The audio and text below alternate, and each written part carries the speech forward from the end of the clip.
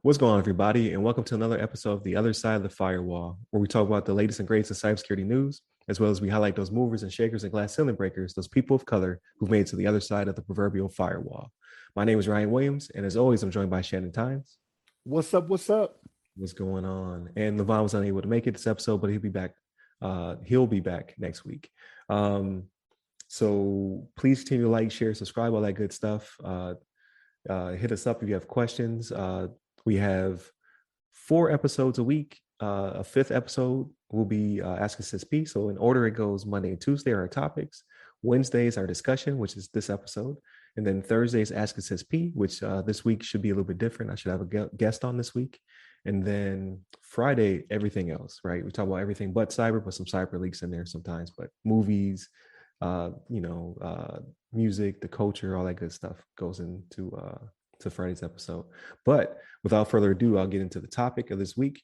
So this one comes from Security, the website Security, and it is based upon some research that ISC Square published back in October. So I'm just now getting to it, but it talks about diversity and inclusion. So DEI is what they're going for. And it talks about just the unique challenges companies are having with diversity and inclusion.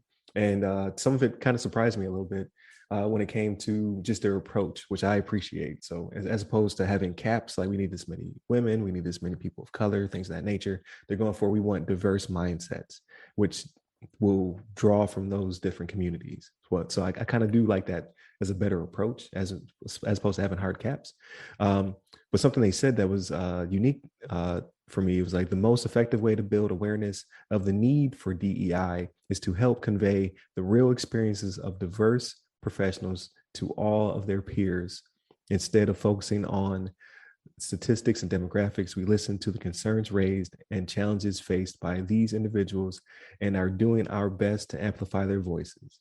So I see that approach a lot more, like when it came to The Twitter. the Twitter accounts when they pass the mic. So it's no longer headhunting on caps. I realize that still happens, and I do still appreciate that. Like I believe if for whatever reason your culture and your company is all white males, perhaps you should start to look for diverse minds. But I think this approach brings it to their peers. Like it makes them understand, like you don't have this concept or this mindset because you are within your own culture, silo, or whatever you want to call it. And you need these diverse thoughts for your company to thrive. It just makes everything better, in my opinion. And the companies are starting to see that as well. Just because like 2020 has showed us that if you are not on your P's and Q's, you would get slapped in the face real quick. And it's not a witch hunt. It's more like, how did you not see this? Like this ad you made or this product you pushed is not only offensive or it detracts from a culture or something like that, but it wasn't as good as it could have been had you had a more diverse and inclusive culture within your company. So, but what are your thoughts, Shannon? So it was very interesting, man. It was 9 different countries that they did this with, right? But when you look at the countries, something I would have liked to have seen a little bit more of. I realized South Africa is in Africa, right? But that population that they conducted this with was probably majority white, right? Like we realized what's going on in South Africa, and the people that are in power there. But I would have liked to have seen a country that had a little bit more color to try to see like what the contrast really is, right? I realized they were trying to show the point that they need more diversity, so they were, kind of going to places that probably they thought didn't really have it and what could be done. But I would have liked to have seen it and seen how it was there, right? Like it's just like with I always say not to get into the political side of it, right? But it's like apartheid in South Africa, right? The majority of the population was not white, but that was the ruling class. You know what I mean? Like I get that, I understand that, but I want to see different, right? Like maybe that's just me. 9 countries, good start. I would have liked to have seen a little bit more. Something that they did say in here, and it wasn't diversity of race, but it was diversity of sex, and it was talking about women. and one of these respondents was quoted. I'm trying to find this. Here it is. Women are often set up to a higher bar, said one respondent. They get evaluated based on their proven experience, whereas guys get selected based on their potential.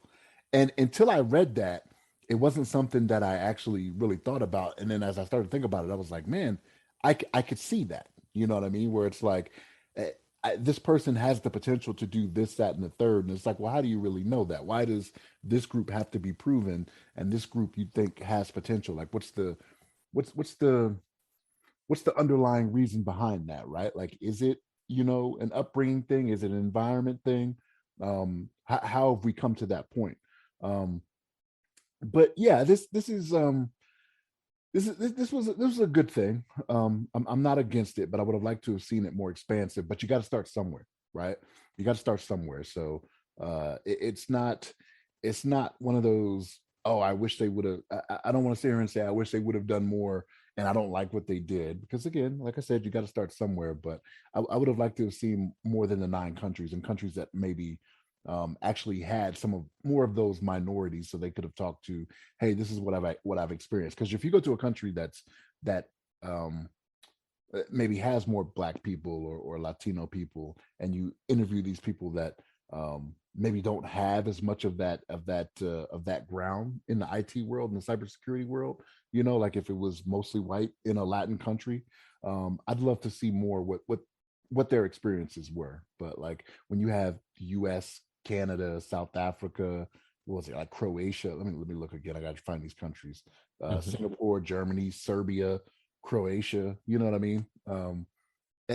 I don't know. I think you kind of know some of the stuff you're going to see here, but like there were a few surprises in here that I was like, oh, okay, that's Right. interesting. But Yeah. that's my thought. Yeah, I could definitely see that. Yeah, like you said, they have to start somewhere. I thought one of the other interesting comments was like, so they, when they were doing their survey, somebody stated, we see a lot of diverse professionals in entry level positions, but they don't stay long enough to advance to higher positions. Exit surveys report they leave because the culture doesn't support them. They feel lost, and I think that resonates.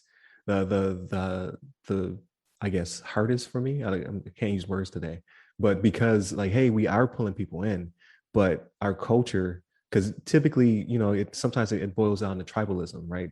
So you see people who look like you, and those are the people that you want to mentor and you want to pull up from the entry level positions.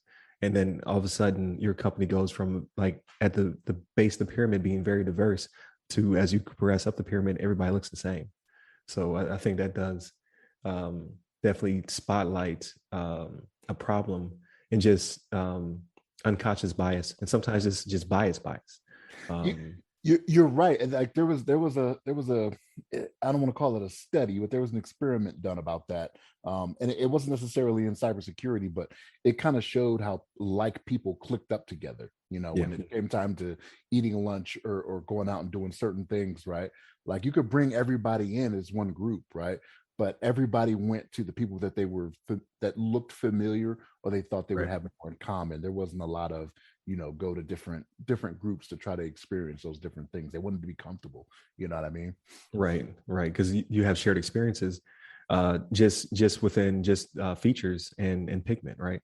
You're like, oh, that's this person I can relate to, even though maybe you can't. But again, then now you have that pyramid slowly going up, and then everybody looks the same as you move up. So I thought it was an interesting read. I'd like to see more of this. Hopefully that was back in October, so hopefully some more of this pops up during the holidays we can talk about. But it's definitely interesting discussion. But with that being said, I'll go ahead and land this plane.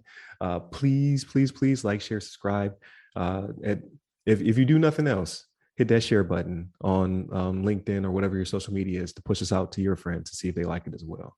But hit the website, www.theothersideofthefirewall.com, to get all our social medias. You can hit me up personally. I'm at RyRy Security Guy. That's RYRY Security Guy on LinkedIn, Twitter, TikTok, and Clubhouse. And Levon is Levon Maynard at Twitter. So definitely hit his account up as well. Stay safe, stay secure.